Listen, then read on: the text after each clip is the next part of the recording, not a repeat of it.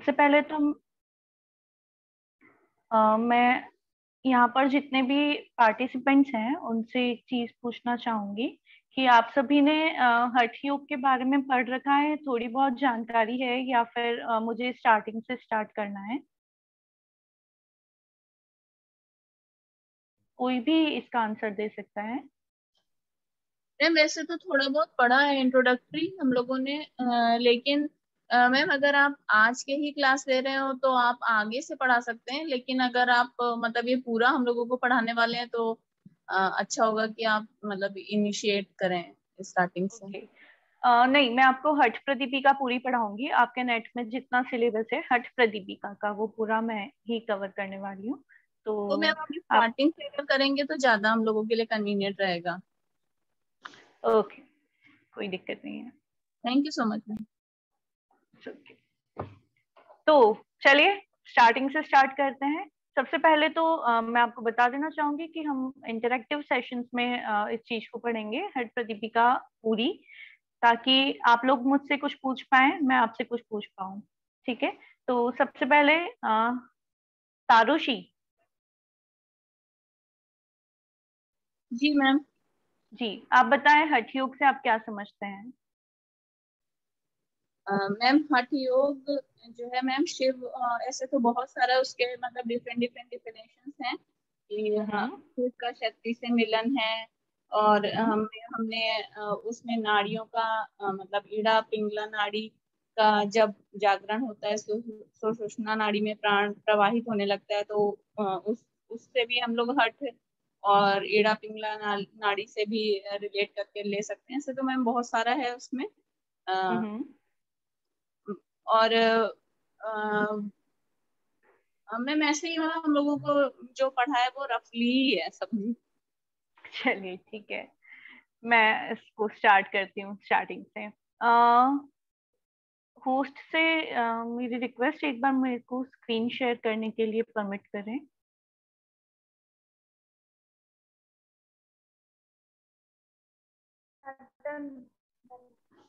नहीं, दूसरा वाला जो श्रेया घड़िया है ना, आप उसको परमिट करें please।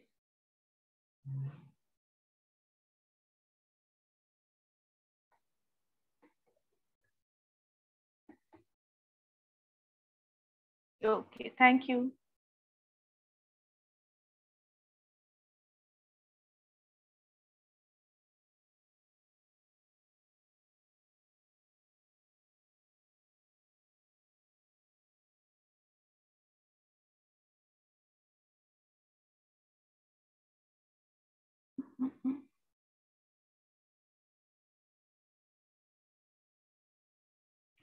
स्क्रीन नहीं देखना।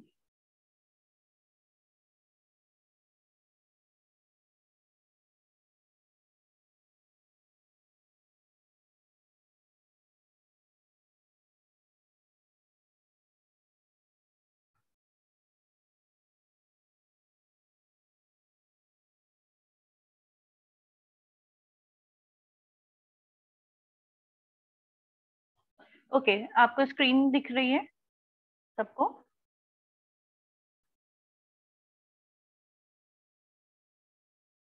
आप स्क्रीन देख पा रहे हैं? Yes ma'am. Yes ma'am.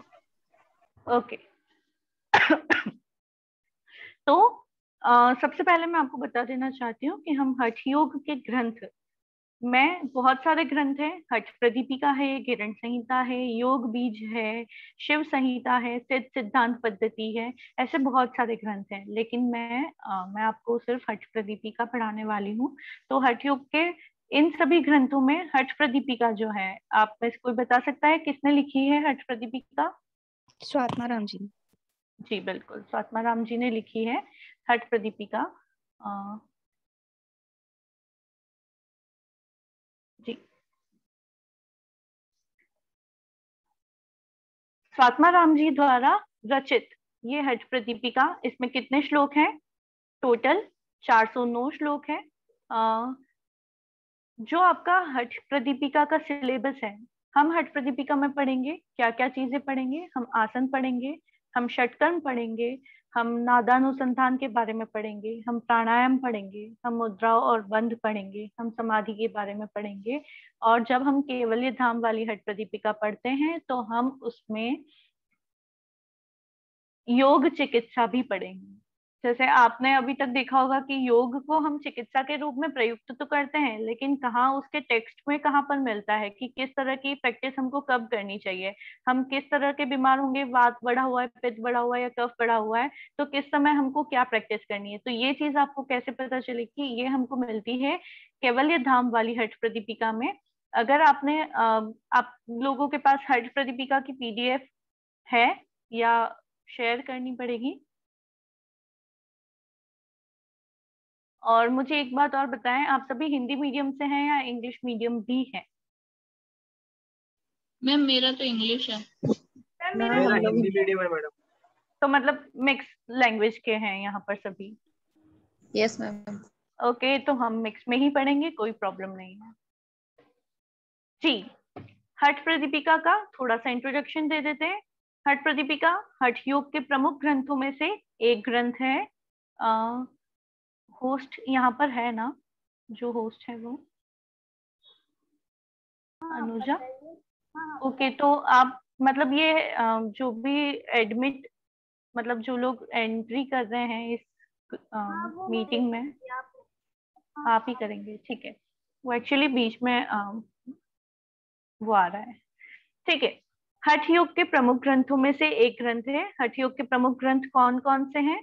उसमें है हमारे पास घेरण संहिता, हठ प्रदीपिका, सिद्ध सिद्धांत पद्धति, योग रत्नावली में भी हम पढ़ते हैं कई बार हठ योग के बारे में, गोरक्ष संहिता, योग बीज भी एक पुस्तक है, एक ग्रंथ है जिसमें हम इस बारे में पढ़ते हैं। तो सबसे पहले हम क्या पढ़ेंगे, हम सिर्फ और सिर्फ हठ प्रदीपिका के बारे में अभी पढ़ रहे हैं। इसके रचनाकार कौन है? स्वामी स्वात्माराम जी। आप जो भी लोग पढ़ रहे हैं, आप सभी नेट के लिए ही पढ़ रहे हैं, तो नेट में इस तरह के क्वेश्चंस आते हैं कि हठ योग के प्रमुख ग्रंथ कौन से हैं, हठ योग के हठ प्रदीपिका के रचयिता कौन है। तो इसको आपको जरूर ध्यान रखना चाहिए कि इसके रचयिता जो है स्वामी स्वात्माराम जी है। इसका रचनाकाल जो माना जाता है वो है 1360 ईस्वी से 1650 ईस्वी के बीच में। तो 14वीं शताब्दी से लेकर के 17वीं शताब्दी तक के बीच का ये समय माना जाता है कि ये जो है हठ प्रदीपिका किस समय लिखी गई। तो इसका अगर समय देखा जाए तो ये लिखी गई है किस समय, 14वीं शताब्दी। जब शताब्दी हम गिनते हैं तो शताब्दी अगली होती है, जैसे हम अब 2020 चल रहा है, लेकिन शताब्दी कौन सी होती है? 21वीं शताब्दी में हम चल रहे हैं। तो वैसे ही 1360 है, तो हम इसको क्या बोलेंगे, दोनों तरह से क्वेश्चन आ सकता है कि या तो कौन सी शताब्दी में लिखी गई, तो हम लिखेंगे 14वीं शताब्दी से लेकर के 17वीं शताब्दी तक। लेकिन अगर हमसे ईयर सन के रूप में पूछा जाए तो 1360 ईस्वी से लेकर के 1650 ईस्वी तक के बीच में हमारे हठ प्रदीपिका लिखी गई है। अब इसमें दो पुस्तकों से, अगर आपके पास बुक्स हैं जो हिंदी मीडियम से पढ़ते हैं उनके लिए कैवल्य धाम की हठ प्रदीपिका है, जिसको स्वात्माराम जी द्वारा तो कृत दोनों ही है। इनके जो संस्करण करता है वो है स्वामी दिगंबर जी झा। तो आपको अगर ये बुक लेनी है तो आप हिंदी मीडियम से हैं तो आपको ये बुक बहुत अच्छी है, बहुत अच्छा इसमें डिस्क्रिप्शन मिलेगा। लेकिन अगर जो इंग्लिश मीडियम से हैं तो इंग्लिश मीडियम वाले ये बुक भी ले सकते हैं, इसी का इंग्लिश संस्करण भी है कैवल्य धाम का। और उनके पास एक बेटर ऑप्शन और है, जो हठ योग प्रदीपिका आती है मुंगेर बिहार की, बिहार स्कूल ऑफ योगा से छपती है मुंगेर से, वो बहुत ही अच्छी है। लेकिन इन दोनों में एक बेसिक डिफरेंस है।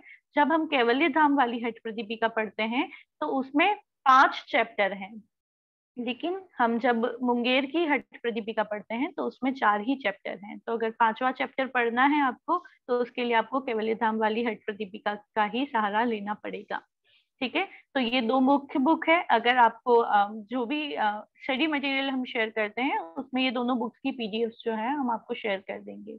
नेक्स्ट है, किस तरह के योग की बात कही गई है, आप किस किस तरह के योग को जानते हैं, कैसे कैसे योग के नाम सुने हैं, कोई भी एक जना बताए। अब तक तो इतना योग के बारे में समझ लिया होगा कि आपने नाम सुने होंगे। अष्टांग योग है, सप्तांग योग है। सप्तांग योग किस में है? घेरन संहिता में सप्तांग योग है, अष्टांग योग भी है, महर्षि पतंजलि का अष्टांग योग।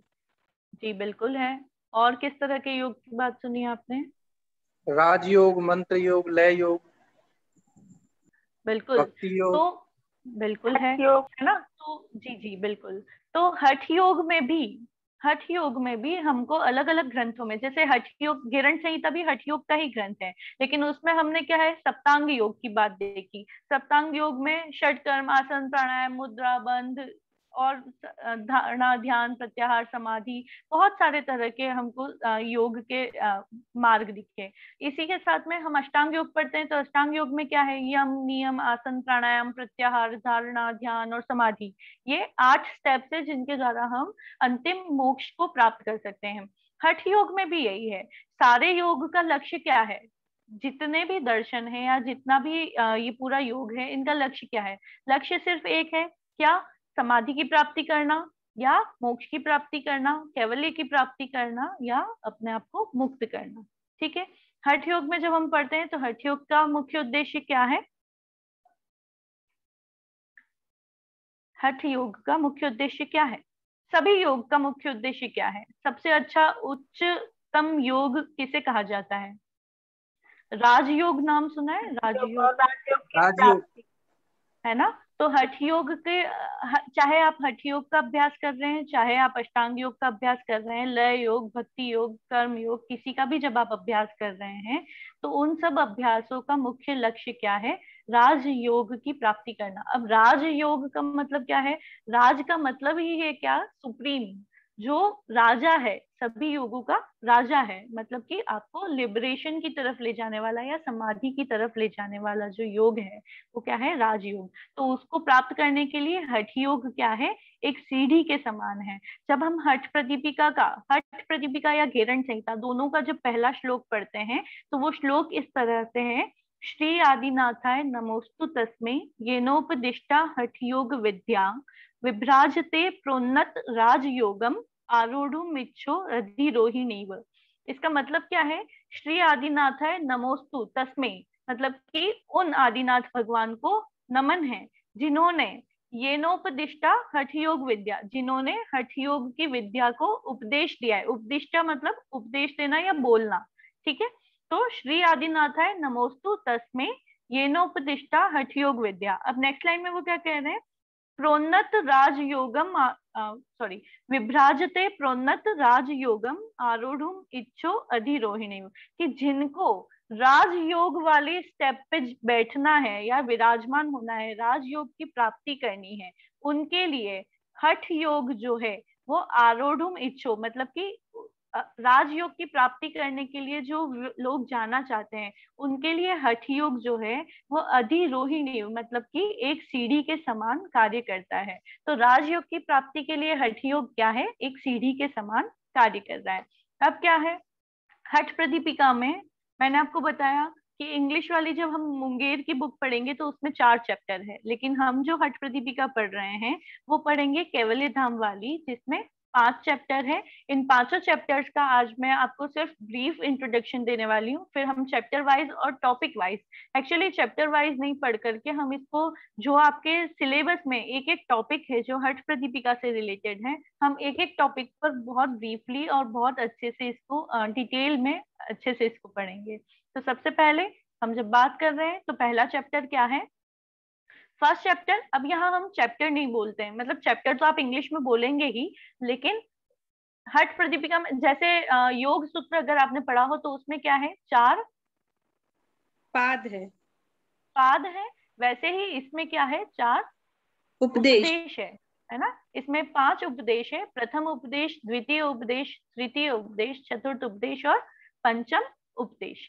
तो अभी आज मैं आपको सिर्फ ब्रीफ इंट्रोडक्शन दे रही हूँ सारे चैप्टर्स का, कि एक एक चैप्टर्स में कहा क्या गया है ना? हम क्या क्या इसमें पढ़ेंगे और क्या क्या हमारा सिलेबस इस पूरी चीज को कवर करेगा। तो सबसे पहले बात करते हैं फर्स्ट चैप्टर की, प्रथम उपदेश। प्रथम उपदेश में श्लोक कितने हैं? 67। जी। और श्लोक में और सूत्र में क्या अंतर है? जब हम योग सूत्र पढ़ते हैं तो योग सूत्र है, ठीक है। तो सूत्र और श्लोक में क्या अंतर है, कोई बताएगा? योग सूत्र है ना, और बाकी हम पढ़ते हैं तो श्लोक पढ़ते हैं। जैसे गीता है तो गीता में श्लोक है, हठ योग है, गिरण संहिता है, इनमें श्लोक है ना। तो क्या है श्लोक और सूत्र में अंतर? जी कौन मैम बता रहा था? मैम श्लोक जो है वो मैम गे होते हैं, उनमें छंद होता है, किसी में अनुष्टुप त्रिष्टुप, और मैम बिल्कुल सूत्र में ऐसा नहीं होता। बिल्कुल। सूत्र जो है, सूत्र वो है कि जिन्होंने उनके जो मुख में सजोया या रचयिता है। बिल्कुल। श्लोक जो होते हैं एक सही संख्या में उसमें मात्राएं होती है, पूरे संस्कृत की एक लयबद्ध तरीके से वो जमा हुआ होता है। लेकिन सूत्रों में ऐसा नहीं है, सूत्र जो है सिंगल लाइन के हैं, जबकि श्लोक जो है वो लयबद्ध तरीके से जिन्हें गाया जा सकता है, ठीक है। हर श्लोक को, जैसे अभी जो मैंने आपको श्री आदिनाथाय वाला सुनाया, इस श्लोक को भी गा करके सुना सकते हैं, ठीक है। तो हर श्लोक, जैसे भगवत गीता है, भगवत गीता को आप गा सकते हैं। आप गायत्री मंत्र बोलते हैं, उसे हम गा सकते हैं। हम महामृत्युंजय मंत्र बोलते हैं, उसको भी लय के साथ गा सकते हैं। लेकिन आप योग सूत्र के अगर एक ले लीजिए, अथ योगानुशासनम, आप उसे गा नहीं सकते। योग चित्त वृत्ति निरोध, आप उसे गा नहीं सकते, है ना। तो जो चीज एक लयबद्ध तरीके से गीत के रूप में लिखी गई है, छंद के रूप में लिखी गई है, वो क्या है? श्लोक है, ठीक है। तो प्रथम अध्याय में, प्रथम उपदेश में कितने श्लोक है? 67 श्लोक है। इन 67 श्लोकों में सबसे पहले, अब क्योंकि हठ प्रदीपिका स्टार्ट हो रही है, तो सबसे पहले क्या करते हैं, जब भी किसी चीज को स्टार्ट कर रहे हैं तो वो सबसे पहले अपने गुरुओं को प्रणाम कर रहे हैं। तो उन्होंने सबसे पहला श्लोक, मैंने आपको बताया सबसे पहला श्लोक क्या है, श्री आदिनाथाय नमोस्तु तस्मै, मतलब कि उन आदिनाथ शिव भगवान को नमन है जिन्होंने हठ योग की विद्या को उपदेश दिया है। इसके बाद में वो, इसके बाद के जितने भी श्लोक हैं, ठीक है, उसमें ये कई जगहों पर अपने गुरुओं को, गुरुओं में मतलब हठ योग की परंपरा में जितने भी गुरु हुए हैं, जैसे कि मत्स्येंद्रनाथ, गोरक्षनाथ, ये बड़े गुरु हुए हैं जिन्होंने हठ योग की परंपरा को आम लोगों तक, या जो हठ योग के शिष्य हैं उन तक पहुंचाया। तो उन लोगों को बताने के लिए, या उन लोगों के नाम बताने के लिए, महर्षि स्वात्माराम जी ने एक पूरा, बहुत सारे हठ योगियों का एक परिचय दिया है कि ये हठ योगी जो हैं, ये इस दुनिया में हुए हैं, और बड़े हठ योगी जिनको मैं अपना गुरु मानता हूँ, और उन्हीं के कहने पर, मतलब उन्हीं के शिक्षा के अनुसार अब मैं ये हठ प्रदीपिका की रचना कर रहा हूँ, ठीक है। इसके बाद में वो क्या कह रहे हैं, हठ प्रदीपिका के प्रथम अध्याय में आपको कुछ चीजें देखने को मिलेगी, मतलब बेसिक चीजें क्या, कि अब आपने अभ्यास प्रारंभ किया है, आप हठ योग के अभ्यासी बनने जा रहे हैं, ठीक है। अगर हम अभ्यासी बनने जा रहे हैं तो उन्होंने अभ्यास करने के लिए, हठाभ्यास करने के लिए कैसा स्थान होना चाहिए। जैसे हम योग करते हैं तो योगा के लिए क्या करते हैं, हम योग कर रहे हैं तो योग के लिए एक स्थान निर्धारित करते हैं कि हमको योग को जो है योग केंद्र पे जाके करना है, या खुले वातावरण में करना है, शांत वातावरण में करना है, ढीले कपड़े पहन करके करना है, या कैसा हमको खाना खाना है, कैसा हमको आचरण करना है। ये सारी चीजें हमारी कहाँ आती है, ये सब चीजें आती हैं हमारी प्रथम अध्याय में, जब महर्षि स्वात्माराम जी बता रहे हैं कि एक हठ अभ्यासी को, जो हठ अभ्यास प्रारंभ करने जा रहा है, उसको किस तरह के स्थान पर रहना चाहिए और कैसी झोपड़ी होनी चाहिए। मतलब उन्होंने ये तक भी बता दिया कि आपका घर या आपका स्थान, स्थान तो ठीक है कि कैसे देश में आपको रहना चाहिए, फिर उन्होंने अपना उस झोपड़ी, मठ किसको बोलते हैं, जो पूरा, जिसमें हर तरह की चीज हो, जहाँ कुआं भी हो, जहाँ पे वेदिका भी हो, जहाँ पे आप हवन कर सकें, खाने पीने की भी पूरी व्यवस्था हो, हर तरह से, है ना। तो उन्होंने मठ की बात कही गई है। फिर उसके बाद वो क्या कह रहे हैं कि हठाभ्यास करने वाले जो अभ्यासी होते हैं, उनके जीवन में क्या बाधाएं आ सकती है। बाधाएं क्या होती है, क्या अभी जैसे हम पढ़ रहे हैं, हम स्टूडेंट्स हैं, हमारी लाइफ में किस तरह के ऑब्स्टिकल्स आ सकते हैं, किसी भी तरह के पढ़ने के लिए कैसे ऑब्स्टिकल्स आ सकते हैं।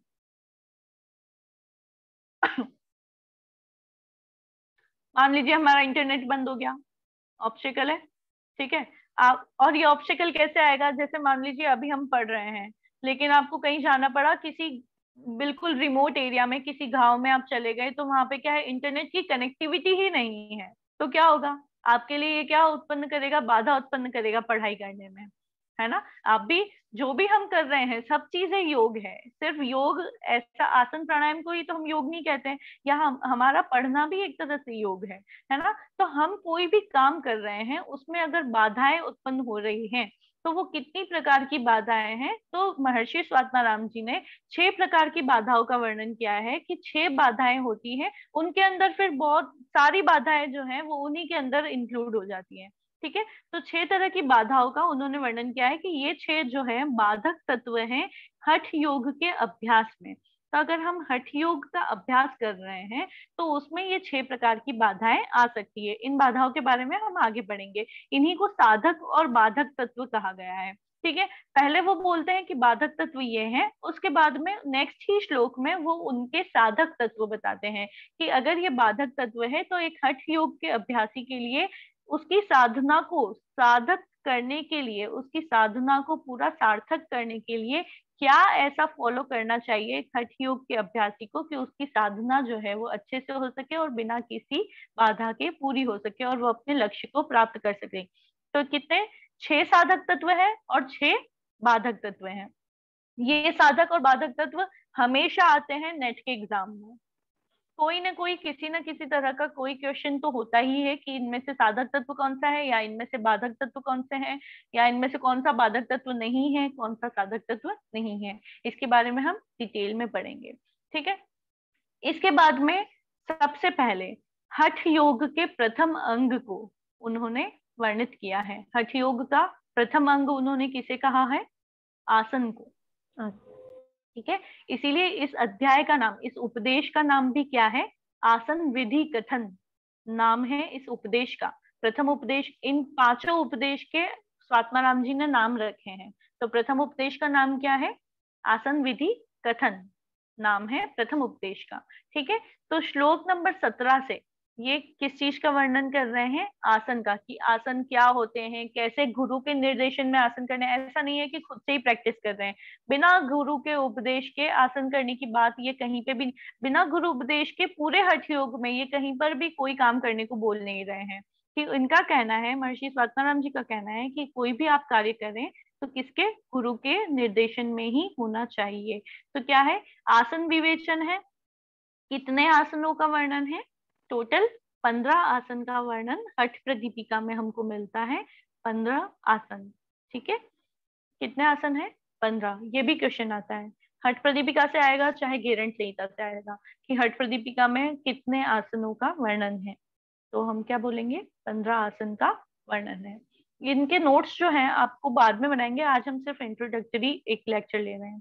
ठीक है, नेक्स्ट है, उन्होंने इसी चैप्टर में मिताहार की बात कही है। मिताहार मतलब आपका आहार कैसा होना चाहिए। ठीक है, कितना होना चाहिए, कैसा होना चाहिए, कितना होना चाहिए और कैसे खाना है, आपको हर चीज उन्होंने बताई है। एक हठ प्रदीपिका अगर आपने पूरी पढ़ ली तो आप मान लें कि आपको अपना जीवन कैसे जीना है, योग क्या है, जीवन जीने की कला है। तो हठ प्रदीपिका है, चाहे योग सूत्र है, ये आप पूरे पढ़ लें, अगर इनको अर्थ सहित समझ लें तो आप ये जान लेंगे कि क्या, कैसे लाइफ को जीना है या कैसे हमको बिहेव करना है। आसन जब वो कहते हैं तो आसन कहने से पहले आपने, बहुत कम लोगों को पता है, बहुत कम लोग इस चीज को जानते हैं कि हठ योग में भी यम और नियम की बात कही गई है। आप मुझे बताएं कितने यम और कितने नियम होते हैं? इसमें 10 यम और 10 नियमों की बात करी गई है। बिल्कुल बिल्कुल।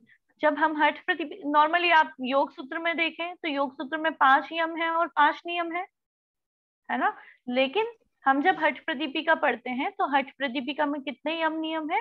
10 यम है और 10 नियम है। ठीक है, इनको हम डिटेल से पढ़ेंगे क्योंकि आपके ये यम नियम जो है आपके नेट के सिलेबस में भी है। ठीक है, इसके बाद वो किसकी बात कर रहे हैं? पथ्य और अपथ्य आहार। पथ्य अपथ्य क्या होता है? पथ्य जो योगियों के लिए बताया गया है कि क्या खाना चाहिए क्या, और जो अपथ्य वो बताया है कि क्या नहीं खाना चाहिए उसको। बिल्कुल, है ना। जैसे कितना खाना है वो तो उन्होंने बताया कि मिताहार के अनुसार, मिताहार में उन्होंने बताया कि कैसे खाना है और कितना खाना है। दूसरी चीज उन्होंने एक पथ्य अपथ्य के रूप में बताया कि क्या खाना है और क्या नहीं खाना है। ऐसा नहीं है, जैसे बहुत सारी चीजों को उन्होंने अपथ्य आहार में डाला है लेकिन वो हम डेली यूज में खाते हैं, तो उन्होंने अपथ्य में और यहाँ पथ्य में क्यों डाला है इसको हम जब पढ़ेंगे डिटेल में तो आप समझेंगे कि कुछ चीजें जो हैं पथ्य, एक योगी के लिए पथ्य आहार क्या होना चाहिए, सिर्फ सात्विक आहार जो है एक योगी के लिए पथ्य है। लेकिन हम अपने जीवन में, जैसे आप में से कुछ लोग बैंगन खाते होंगे, फूल गोभी खाते होंगे, आलू खाते हैं हम लोग, तो ये क्या है, ये राजसिक खाना है। बैंगन राजसिक खाना है, सारी सब्जियों का राजा कहलाता है ना बैंगन, राजसिक खाना है। फूल गोभी राजसिक खाना है। लेकिन एक योगी के जीवन में जैसा खाए अन्न वैसा होए मन, अगर हम ये कहते हैं तो उसका मन कैसा होना चाहिए, अगर सात्विक मन चाहिए तो हमको सात्विक खाना भी खाना पड़ेगा। इसीलिए उसके लिए किसी भी प्रकार का तामसिक भोजन जो है या राजसिक भोजन जो है दोनों ही वर्जित है। लेकिन ये किसके लिए है, हठ योगी के लिए, जिसको हठ योग में सिद्धि प्राप्त करनी है या समाधि की स्थिति तक पहुंचना है ना। इसीलिए अगर मैं किसी चीज को, जैसे हिंग और लहसुन आदि को उन्होंने अपथ्य कहा है, लेकिन आप बोल देंगे कि अगर हिंग तो बहुत हेल्दी होता है, लहसुन तो बहुत हेल्दी होता है, good for the heart, good for the blood, हर चीज के लिए हमारे लहसुन हेल्दी होता है। लेकिन हम यहाँ पर हेल्थ के पर्पज से योग नहीं कर रहे हैं ना, हम यहाँ पर किस पर्पज से योग कर रहे हैं, किस पर्पज से योग को सीख रहे हैं। हठ योग का अभ्यासी वो सिर्फ इसलिए सीखना चाहता है क्योंकि उसको समाधि की स्थिति को प्राप्त करना है या कुंडलिनी शक्ति को जागृत करना है। हठ योग जो है वो तंत्र का हिस्सा है। तंत्र क्या होता है, तंत्र सुना है, तंत्र, तांत्रिक, है ना। मंत्र, तंत्र, यंत्र, ये तो सुने ही होंगे, है ना। मंत्र तो आपको पता ही है क्या होते हैं, यंत्र पता है आपको क्या होते हैं, कभी देखे हैं यंत्र, नहीं देखे हैं तो मैं कभी आपको सारे इलेक्ट्रॉनिक डिवाइस यंत्र ही हैं। नहीं नहीं नहीं, वो जितने सारी जितनी डिवाइस है मैं उन यंत्रों की बात नहीं कर रही। मंत्र, यंत्र और तंत्र, यंत्र भी है, श्री यंत्र होते हैं मैम। बिल्कुल। आपने कभी इस तरह की मूवीज देखी है, बहुत तांत्रिक वाली टाइप की कोई मूवी देखी हो तो उसमें वो एक स्ट्रक्चर बनाते हैं, स्क्वायर शेप में हो सकता है या सर्कुलर शेप में हो सकता है, उसके अंदर बहुत सारी चीजें अलग अलग ड्राइंग्स बनी हुई होती है, इसको बोलते हैं यंत्र। भारतीय संस्कृति में अब तंत्र को बहुत गलत वे में यूज किया जा रहा है या गलत वे में उसको इंटरप्रेट हम कर रहे हैं, गलत रूप में हम समझते हैं, मानते हैं। लेकिन तंत्र जो है ये बहुत ही उच्च दर्जे की शिक्षा मानी जाती है या उच्च दर्जे का योग माना जाता है। तंत्र का सिर्फ एक हिस्सा है हठ योग, तो आप सोच सकते हैं कि तंत्र कितना बड़ा होगा, है ना। हठ योग जो है वो तंत्र का सिर्फ एक भाग है, एक पार्ट है। तो आप मान सकते हैं कि तंत्र कितना बड़ा होगा या कितना विशाल उसका सब्जेक्ट रहा होगा। लेकिन हम उसको उतना अच्छे से समझते नहीं है या हमने उसको इतने आजादी के इतने सालों में हमने उसको बहुत गलत रूप में समझा है, तो अब हम उसकी इतनी रिस्पेक्ट नहीं करते हैं। लेकिन तंत्र बहुत अच्छा सब्जेक्ट है अगर आप माने तो। नेक्स्ट है द्वितीय उपदेश, दूसरा चैप्टर। इसमें क्या है, दूसरे चैप्टर में क्या है, दूसरे चैप्टर को अध्ययन की दृष्टि से, सिर्फ अध्ययन की दृष्टि से, ऐसा कहीं दूसरे चैप्टर में आपको अलग अलग नहीं मिलेगा, लेकिन अध्ययन की दृष्टि से हमने उसको 3 पार्ट्स में डिवाइड किया है। फर्स्ट पार्ट जो है, क्योंकि पिछले अध्याय में पहले उपदेश में क्या था, आसन थे, आसन के बारे में पूरा, आसनों की विधि से लेकर के पूरा आसन का लाभ क्या है ये सब चीजें उन्होंने बताई थी, आहार के बारे में बताया था। तो दूसरे उपदेश के पहले पार्ट में, मतलब स्टार्टिंग से लेकर के, वो क्या बता रहे हैं कि आसन जो आप कर रहे हैं या जो आहार आप ले रहे हैं उसका फायदा आपके शरीर को कैसे मिलता है। फिर वो बात करते हैं कि प्राणायाम क्या है, ठीक है। प्राणायाम की परिभाषाएं आपको दूसरे अध्याय के स्टार्टिंग में ही मिल जाएगी कि प्राणायाम की परिभाषाएं क्या है। प्लस वो क्या कह रहे हैं, यहाँ पर भी वो कह रहे हैं कि गुरु के निर्देशन में ही प्राणायाम करें, क्योंकि प्राणायाम के गलत अभ्यास से भी बहुत सारे रोग हो सकते हैं। वो क्या कह रहे हैं, अयुक्त अभ्यास योगे न, मतलब कि अगर आपने अयुक्त अभ्यास किया है, ढंग से अभ्यास नहीं किया है तो आपको कई प्रकार के श्वास संबंधी रोग जो है वो हो सकते हैं। तो जो लोग कहते हैं ना कि हम तो इतना योग करते हैं फिर भी हम बीमार हो गए, तो हो सकता है कि वो अयुक्त अभ्यास कर रहे हैं या सही अभ्यास नहीं कर रहे हैं। तीसरी चीज वो जिसका वर्णन कर रहे हैं कि प्राणायाम करने से पूर्व क्या आपको करना चाहिए, तो वो क्या कह रहे हैं, सबसे पहले आपको क्या करना चाहिए, नाड़ी शोधन। नाड़ी शोधन, कितनी नाड़ियां है शरीर में? 72,000। बिल्कुल 72,000 नाड़ियां है ना 72,000 नाड़ियां हैं। तो 72,000 नाड़ियों का शोधन करने के लिए सिर्फ एक चीज क्या काफी है, नाड़ी शोधन। तो नाड़ी शोधन हम कर रहे हैं, फिर हम प्राणायाम कर रहे हैं, तो दोनों में क्या अंतर हुआ? हम फिर अगर हमारी 72,000 नस नाड़ियां ऑलरेडी शुद्ध हो गई है, फिर हमें प्राणायाम की क्या जरूरत है? और दोनों को अलग अलग क्यों बताया गया है, जबकि ये भी श्वास प्रश्वास की ही क्रिया है, नाड़ी शोधन, है ना? मैम सुषुम्ना नाड़ी को एक्टिवेट करने के लिए। सुषुम्ना नाड़ी को एक्टिवेट करने के लिए, बिल्कुल। और प्राणायाम का देखिए, नाड़ी शोधन जो है, हमने क्या किया, नाड़ियों को शुद्ध कर लिया, सारी नाड़ियों का आपने शुद्ध कर लिया, ठीक है, उनको बिल्कुल क्लीन कर दिया। लेकिन उन क्लीन नाड़ियों में एक पाइप आपने पूरा बिल्कुल क्लीन कर दिया, लेकिन उस पाइप में जब तक पानी नहीं जाएगा तब तक उस क्लीन पाइप का हम क्या करेंगे, है ना? एक जगह से दूसरी जगह तक प्राणों का प्रवाह वो किसके द्वारा होगा, वो होगा प्राणायाम के द्वारा। तो हमारे कितने प्राणायाम बताए गए हैं हठ प्रदीपिका में, कितने प्राणायाम हैं? मैम और उन 8। बिल्कुल अष्ट कुंभक, है ना, अष्ट कुंभक नाम दिया गया है, क्योंकि कुंभक का मतलब क्या है, श्वास को रोकना।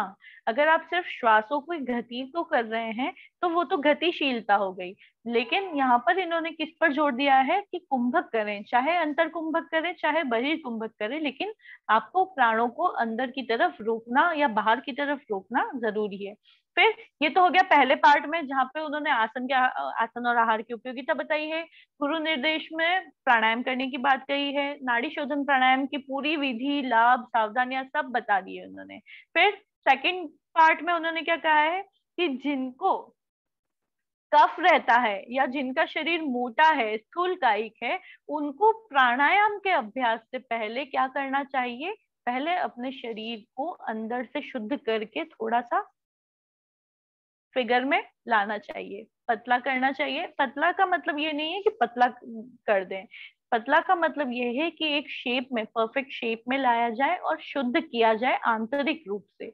जितनी अंदर की आपके जितने ऑर्गन्स हैं, जब हम षटकर्म की बात करते हैं तो षटकर्म के 6 कर्म जो है आपके शरीर के अलग अलग ऑर्गन्स को क्लीन करने का काम करते हैं। षट मतलब 6 और कर्म मतलब कार्य करना, ठीक है। तो षट कर्म जो है उनकी पूरी विधि और उनके लाभों का वर्णन किसमें किया गया है, दूसरे अध्याय के श्लोकों में। षटकर्म किसको करना चाहिए, कैसे करना चाहिए, क्या इसकी विधि है, कैसे इसको आप अप्लाई करेंगे, किसके लिए क्या क्या क्या अभ्यास है, आपका वात बढ़ा हुआ है तो किस तरह का अभ्यास करना है, कफ बढ़ा हुआ है तो किस तरह का अभ्यास करना है, पित्त बढ़ा हुआ है तो किस तरह का अभ्यास करना है, ये पूरा आप डिटेल में इसको पढ़ेंगे। और षटकर्म से क्वेश्चन आते ही हैं कि इस तरह से आता है कि कफ रोग, जिनके शरीर में कफ बढ़ा हुआ है तो उसको षटकर्म की कौन सी क्रिया जो है वो सबसे अच्छी रहेगी करने के लिए चिकित्सा की दृष्टि से, ठीक है, ऐसे क्वेश्चंस आते हैं।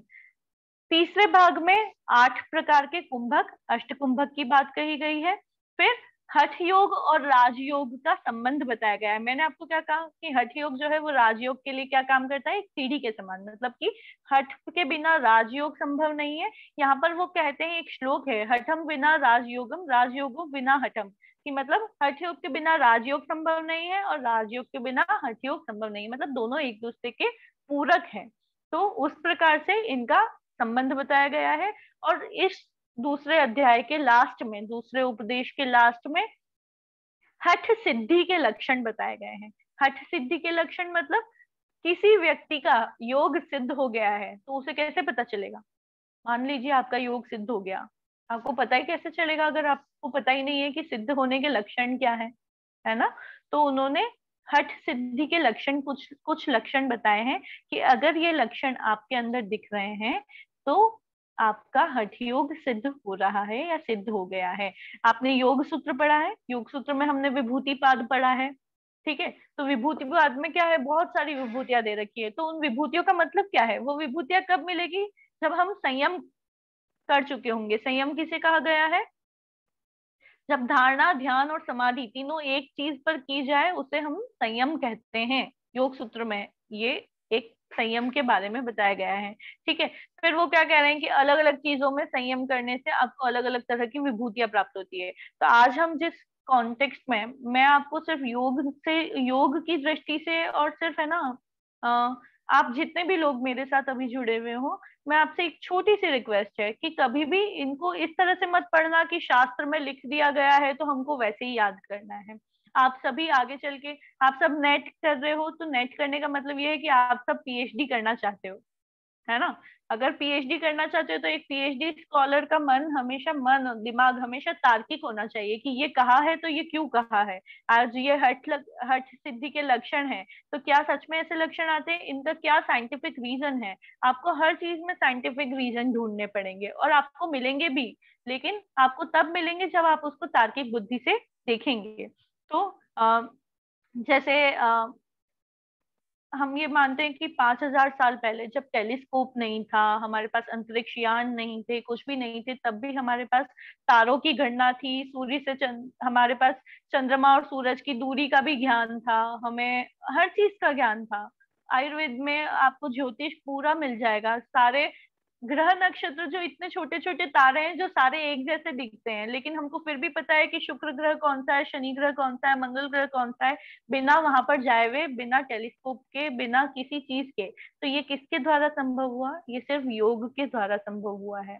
ठीक है। चाहे आप ज्योतिष ले लीजिए, चाहे वनस्पति की बात करें, आज तो केमिकल टेस्टिंग हो सकती है कि हल्दी है तो हल्दी के अंदर कुकुरमा लौंगा नाम का केमिकल पाया जाता है, जिसके कारण से हमारे बॉडी में इम्यूनिटी बनती है। अदरक है तो अदरक में किस तरह के केमिकल्स होते हैं, टमाटर है तो टमाटर में किस तरह के केमिकल्स हैं।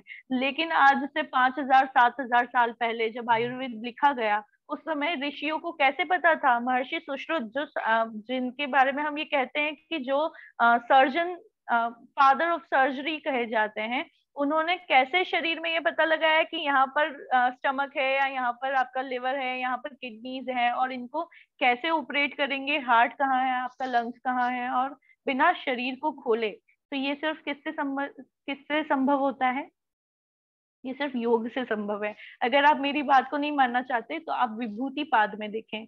विभूति पाद में आपको एक सूत्र मिलेगा, वो सूत्र है नाभि चक्रे काय व्यूह ज्ञानम, कि नाभि चक्र में संयम करने से आपको आपके काय का व्यूह, मतलब कि शरीर की पूरी रचना का ज्ञान हो जाता है। ठीक है। ऐसे ही बहुत सारे सूत्र हैं, बस करना इतना है कि तार्किक बुद्धि से आपको सोचना है।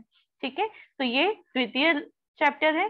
तीसरा उपदेश बहुत बड़ा है, 126 श्लोक हैं, और 126 श्लोकों में सिर्फ 2 ही चीजों का वर्णन है ना। तो बहुत मुश्किल है। आपको अभी अनुजा ने बताया ही कि मैंने पूरा हठ योग में टोटल 409 श्लोक हैं।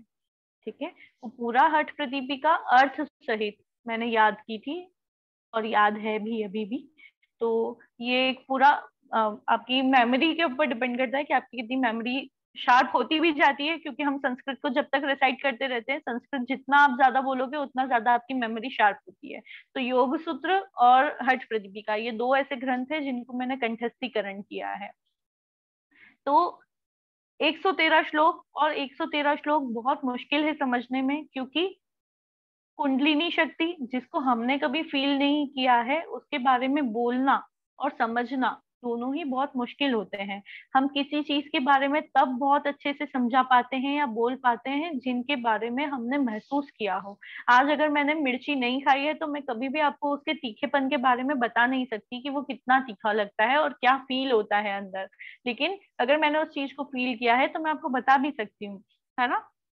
तो ये आपका किस चीज का है, सबसे पहले तो कुंडलिनी शक्ति, कि कुंडलिनी शक्ति के कितने सारे सिनोनिम्स हैं, मतलब कितने सारे नाम है। कुंडलिनी बोला है, शक्ति बोला है, और भी बहुत सारे, इसको सर्पेश्वरी और सर्पिनी और बहुत सारे नाम इसको दिए गए हैं। तो क्या कुंडलिनी शक्ति है, और उसको जागृत करने के लिए हठ योग का उद्देश्य क्या है, कुंडलिनी का जागरण, है ना। तो कुंडलिनी शक्ति को जागृत करने के लिए हम किसका अभ्यास कर रहे हैं? तो यहाँ पर मुद्राओं का वर्णन किया गया है। कितनी मुद्राएं हैं? 10। ठीक है, 10 मुद्रा, बिल्कुल 10 मुद्राओं का वर्णन है। 10 मुद्राओं में से 4 तो आपके बंद है, महाबंध, उद्यान, जालंधर और कौन सा होता है? मूलबंध। मूलबंध, उद्यान बंद और जालंधर। और एक सब तीनों बंद एक साथ करते हैं तब हम उसको क्या बोलते हैं? महाबंध। तो ये चारों जो है बंद और मुद्राओं का वर्णन जो है हमको कहाँ मिलता है? तीसरे उपदेश में मिलता है, जहां पर बंद और मुद्राओं का वर्णन है। और इस उपदेश का नाम क्या है? मुद्रा विधि कथन। ठीक है, तो ये आपको पता होना चाहिए। इसमें श्लोक कितने हैं? 126 श्लोक है, 10 मुद्राएं हैं, और घेरण संहिता में जो मुद्राएं हैं वो है 25। लेकिन उन 25 को भी हम अलग अलग चीजों में डिवाइड करते हैं। वो हम कभी जब यहाँ पे हम मुद्राएं पढ़ेंगे तो वहां की मुद्राओं के भी हम कंपेयर करेंगे। मैं घेरण सहित आपको पढ़ाने नहीं वाली हूँ, लेकिन हम उससे कंपेयर करना बहुत जरूरी है, क्योंकि यही 2 हठ योग के बहुत बड़े ग्रंथ हैं जिनको आपस में आप कंपेयर कर सकते हैं। और इस तरह के क्वेश्चंस भी आते हैं कंपेरिजन वाले, इसलिए ये पढ़ना आपके लिए जरूरी है। तो 10 मुद्राओं की विधि और लाभ के बारे में बताया गया है। 4th चैप्टर है। 4th चैप्टर कौन सा है? समाधि के लक्षण है, समाधि कथन भी बोल सकते हैं। समाधि के पर समाधि कथन नहीं बोलने से हम समाधि के लक्षण ही बोलेंगे, क्योंकि समाधि के सिर्फ लक्षण बताए जा सकते हैं। आप समाधि के अंदर अगर घुस गए तो फिर किसी चीज को बताने की जरूरत ही नहीं होती है ना। कोई व्यक्ति समाधिस्थ है तो वो तो इन सब चीजों से परे हो गया है, उसको कोई मतलब नहीं है ये सब दुनियादारी से। तो यहाँ पर महर्षि स्वात्माराम जी किस किन चीजों की बात कर रहे हैं? 114 श्लोक है चतुर्थ उपदेश में, जिसमें सबसे पहले वो समाधि की परिभाषा देते हैं कि समाधि है क्या, एक्चुअली समाधि क्या है। ठीक है, उसके बाद में वो क्या कह रहे हैं कि कुंडलिनी जब जागृत हो जाती है तो जागृत कैसे करेंगे? तो उसके लिए वो है ना लय योग की बात करते हैं, शांभवी मुद्रा की बात करते हैं, खेचरी मुद्रा की बात करते हैं। कुछ मुद्राएं उन्होंने ये मुद्राएं पहले भी बोल रखी हैं, लेकिन वो फिर से कुंडलिनी शक्ति को आप जागृत करने के लिए, और उसके परिणाम क्या होंगे, जागृत हो गई तो आपको शरीर में कैसा फील होगा, उसके लक्षण क्या होंगे, ये सारी चीजें वो बताते हैं किसमें? चतुर्थ उपदेश में। फिर इसके लिए उन्होंने लय योग का बात कही, यहाँ पे शांभवी मुद्रा की बात कही है, खेचरी मुद्रा का वर्णन किया है, और नादानुसंधान का वर्णन किया है। नाद क्या होता है? नाद का क्या मतलब है? मैम जो इंटरनल ध्वनि होती है। इंटरनल मतलब नाद का मतलब होता है sound, not internal. Outer sound is also नाद, है ना। नाद जो है इंटरनल और आउटर साउंड, जो भी साउंड है, साउंड का कोई भी साउंड हो उसको हम क्या बोलते हैं? नाद बोलते हैं। और अनुसंधान किसे बोलते हैं?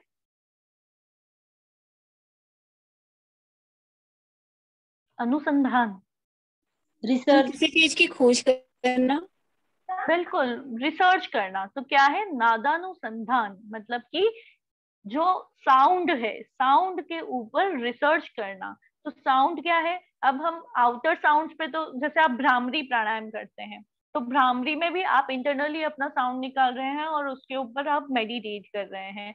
वैसे ही अगर मान लीजिए जैसे स्टार्टिंग में है, आप ओम की ध्वनि का उच्चारण कर रहे हैं और फिर उसके ऊपर मेडिटेट कर रहे हैं, लेकिन धीरे धीरे आपको उस ध्वनि की भी जरूरत नहीं पड़ेगी, आप अपने इंटरनल साउंड्स पर ही मेडिटेट कर पाएंगे। तो ये नादानुसंधान जो है ये क्या कह रहा है कि आपको अपने इंटरनल साउंड्स पे, इंटरनल साउंड्स का क्या मतलब है, जब हम नादानुसंधान को डिटेल में पढ़ेंगे तो आपकी नसों में जो खून बह रहा है ना, आप उस साउंड को भी सुन पाएंगे।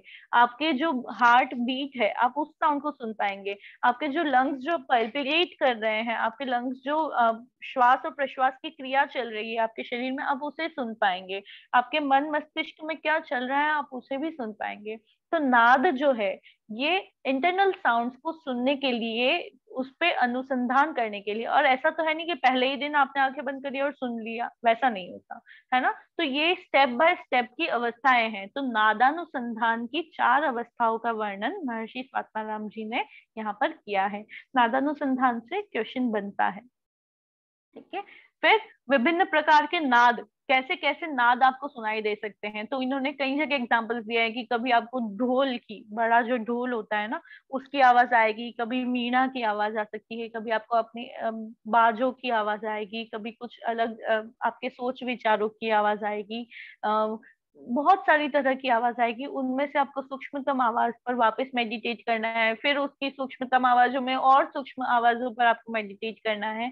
तो ये एक पूरा एक अच्छा बड़ा प्रोसेस है। और नादानुसंधान के लिए वो कहते हैं कि जो लोग, मतलब मान लो कोई व्यक्ति ऐसा है जो आसन नहीं कर सकता, मतलब बॉडी उसकी उतनी फिट नहीं है कि आसन कर सके, जैसे मान लीजिए एक पैर नहीं है, एक हाथ नहीं है, या शरीर में कोई भी दिव्यांग है वो व्यक्ति, तो क्या वो योग का अधिकारी नहीं है?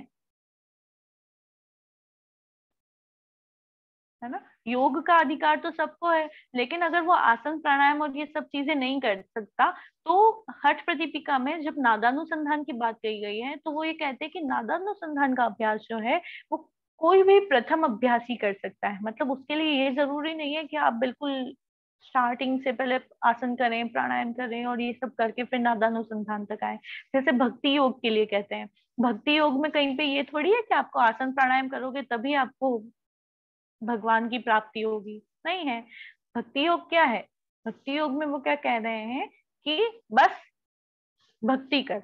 तो वैसे ही यहाँ पर क्या है, साउंड के ऊपर मेडिटेट कर रहे हैं। तो नादानुसंधान मतलब साउंड का अनुसंधान करना, इंटरनल साउंड का। ठीक है, यहाँ पर नादानुसंधान का मतलब इंटरनल साउंड है, लेकिन अगर नाद का मतलब बताया जाए तो नाद का मतलब सिर्फ साउंड होता है। ठीक है, फिर उसके बाद क्या है, समाधि की अवस्थाओं का वर्णन है।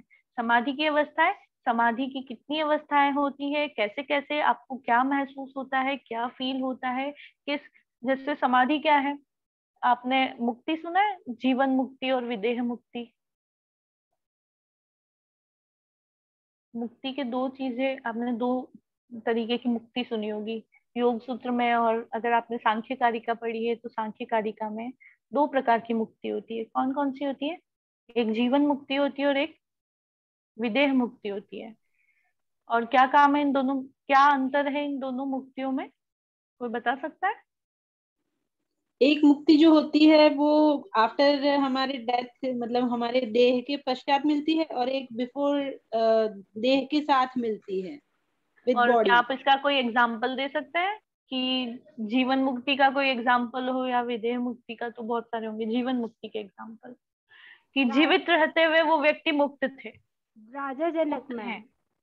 राजा जनक, बिल्कुल राजा जनक। और कैसे आप इसका एग्जाम्पल कैसे दे सकते हैं, राजा जनक की कोई बात आपको बताओ तो।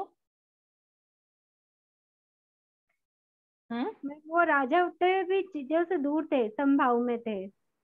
बिल्कुल, देखिए एक राजा होता है, राजा जनक का बहुत अच्छा एग्जाम्पल दिया, वेरी गुड राधिका। राजा जनक राजा थे। एक राजा का क्या काम होता है, किसी को मृत्यु दंड भी देना पड़ता है, किसी को बुरा मतलब लड़ाई भी करनी पड़ती है, मारकाट भी करनी पड़ती है, और बहुत सारी चीजें हैं। एक राजा को बहुत सारे कर्म करने पड़ते हैं। और योग में हम क्या कहते हैं, किसी भी प्रकार के आप कर्म करेंगे तो उन कर्मों का क्या बनता है, आशय बनता है ना, आशय बनता है, और फिर उसका विपाक भी होता है, मतलब कि कर्मों का आशय बन रहा है और उसका फिर फल भी आपको मिलेगा। तो और योग, एक व्यक्ति मुक्त कब होगा, जब उसके सारे कर्मों का फल जो है वो उसको नहीं मिले, मतलब कि कर्म का बंधन नहीं हो, तब व्यक्ति मुक्त कहलाता है ना। तो ऐसा कैसे हो सकता है कि अगर मैं किसी को मृत्यु दंड दे रही हूँ और फिर भी मेरे ऊपर कर्मों का बंधन नहीं बन रहा, है ना। तो ये क्या है, ये जीवन मुक्ति का असर है। तो राजा जनक जो थे वो क्या थे, जीवन मुक्त थे। एक सेकंड, आवाज आ रही है आपको? जी मैम। तो राजा जनक क्या थे, जीवन मुक्त थे। विदेह मुक्ति, और अभी अगर आप लाइव एग्जांपल देखना चाहें तो लाइव जो जीवित है जीवन मुक्ति का, जिनके ऊपर साइंटिफिक रिसर्च भी हुई है। तो हम साइंटिफिकली, क्योंकि आप सब साइंटिस्ट होने वाले हैं, पीएचडी स्कॉलर का मतलब क्या है कि आप कुछ ना कुछ रिसर्च कर रहे हैं, और रिसर्च कौन करता है, वैज्ञानिक जिनका दृष्टिकोण होता है। तो कौन सी, अभी लाइव एग्जांपल अगर मैं देना चाहूँ तो किसका दूं? बहुत सारे ऐसे हठ योगी हैं जो हिमालयाज में अभी भी प्रैक्टिस कर रहे हैं हठ योग की। लेकिन अगर मैं आपको लाइव एग्जांपल देना चाहूँ जो समाधिस्थ व्यक्ति हैं या जिनके ऊपर साइंटिफिक रिसर्च हुई है, तो आपने सदगुरु के बारे में सुना है? सदगुरु को सुना है? नाम सुना है सदगुरु? जी मैम। तो सदगुरु जी जो है उनके ऊपर साइंटिफिक रिसर्च भी हुआ है ना। कभी आप देखना उनके बारे में सुनना, जो उनके ऊपर किस तरह से अमेरिका में साइंटिफिक रिसर्च हुई थी सदगुरु के ऊपर कि ये व्यक्ति जीवित रहते हुए भी समाधि में कैसे हो सकते हैं। तो आपको वो रिसर्च जो है वो मिल जाएगी, इंटरनेट पे आप सर्च करेंगे तो। और मैं चाहती हूँ कि आप लोग सर्च करें, ठीक है, क्योंकि आप लोग पीएचडी स्कॉलर्स होने वाले हैं, ठीक है। तो ये समाधि की अवस्थाएं हैं कि कैसी कैसी। जीवन मुक्ति मतलब जीवित रहते हुए आपके कर्मों के बंधन नहीं बन रहे हैं, और विदेह मुक्ति मतलब कि मृत्यु के, मतलब जब शरीर का, आपकी मुक्ति किसकी होती है? आत्मा की होती है या शरीर की होती है? आत्मा। हाँ, तो आत्मा जीवित रहते हुए भी मुक्त है, ठीक है। इसका मैं एक और एग्जांपल दे सकती हूँ। लाहिड़ी महाशय के बारे में सुना है आपने? नाम नोट कर लो, लाहिड़ी महाशय। ये रेलवेज में थे अंग्रेजों के टाइम पे। इनकी स्टोरी को अभी मैं आगे कंटिन्यू करूंगी, अभी मैं इस को कंप्लीट करती हूँ, ठीक है। लाहिड़ी महाशय, नाम नोट करके रखना। लास्ट चैप्टर है हठ प्रदीपिका का, 5th चैप्टर है। इसमें 24 श्लोक है सिर्फ, और ये सिर्फ किस लिए है? वो कहते हैं कि अगर हठ योग का आपने आगे जितना भी आसन प्राणायाम का जब भी आप अभ्यास कर रहे हैं, षटकर्मों का अभ्यास कर रहे हैं, अगर बाई चांस आपसे गलत अभ्यास हो जाता है और किसी प्रकार का वात पित्त कफ की बढ़ जाए या घट जाए या इम्बैलेंस हो जाए, तो उस समय हमको किस प्रकार की चिकित्सा, मतलब कैसे कैसे रोग हो सकते हैं। पहले तो उन्होंने ये बताया कि वात बढ़ जाता है, पित्त बढ़ जाता है, कफ बढ़ जाता है, तो कैसे कैसे रोग हो सकते हैं, और उन रोग हो जाने पर उन रोगों की चिकित्सा कैसे करेंगे। तो उस चिकित्सा के लिए उन्होंने आहार का भी सहारा लिया है और योग का भी सहारा लिया है कि किस प्रकार का वात बढ़ जाए तो किस प्रकार का आहार लेना चाहिए और किस प्रकार का कौन कौन से योगाभ्यास आपको करने चाहिए। तो ये पूरा डिटेल में उन्होंने वर्णन किया है कि आपको क्या रोग हो जाएंगे तो क्या आपको प्रैक्टिस करनी है। और दूसरा, उन्होंने यौगिक चिकित्सा के पूरी योग चिकित्सा की बात की गई है कि योग को हम चिकित्सा के रूप में कैसे उपयोग कर सकते हैं। और तीसरी चीज जो उन्होंने बात की है, उन्होंने यहाँ पर 5वें औषध कथन जो इनका चैप्टर है, उसमें उन्होंने ये भी कहा है कि हम साथ में आयुर्वेदिक उपचार की पद्धतियों को भी उपयोग में ले सकते हैं। तो ये जो है आपके 5 क्या है, उपदेश है। हठ प्रदीपिका में टोटल श्लोक कितने हैं? 409 श्लोक है। और किस योग की बात की गई है? चतुरंग योग की। 4 अंग है, आसन, प्राणायाम, मुद्रा और नादानुसंधान, ठीक है। ये 4 इसके अंग है। क्या, कौन कौन से अंग है? 4 अंग, आसन, प्राणायाम, मुद्रा और नादानुसंधान, ये 4 अंग है। इनको ही इन्होंने 5 चैप्टर्स में पूरा डिवाइड किया है और पूरा डिस्क्राइब भी किया है। किसने किया है? फातिमा राम जी ने, ठीक है। तो ये आपका आज का सेशन था। अभी आप में से किसी को कुछ पूछना हो तो आप पूछ सकते हैं।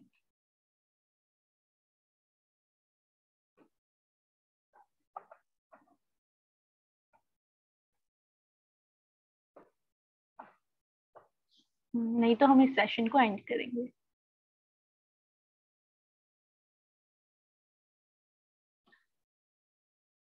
ये बेसिक इंट्रो था। कल हम जब इस लेक्चर को कंटिन्यू करेंगे तो हम हठ योग का अर्थ, परिभाषा, अलग अलग ग्रंथों में हठ योग की कितनी परिभाषाएं हैं, क्या परिभाषाएं हैं, इसके बारे में जानेंगे और आगे इसी तरह से कंटिन्यू करते रहेंगे।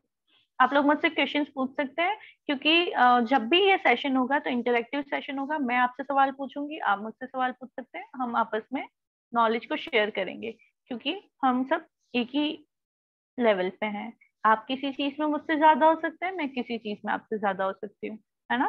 तो हम लोग आपस में बस चर्चा करते रहेंगे और चर्चा से ही आप सीखते हैं, है ना। हम चर्चा से ही सीखते हैं। तो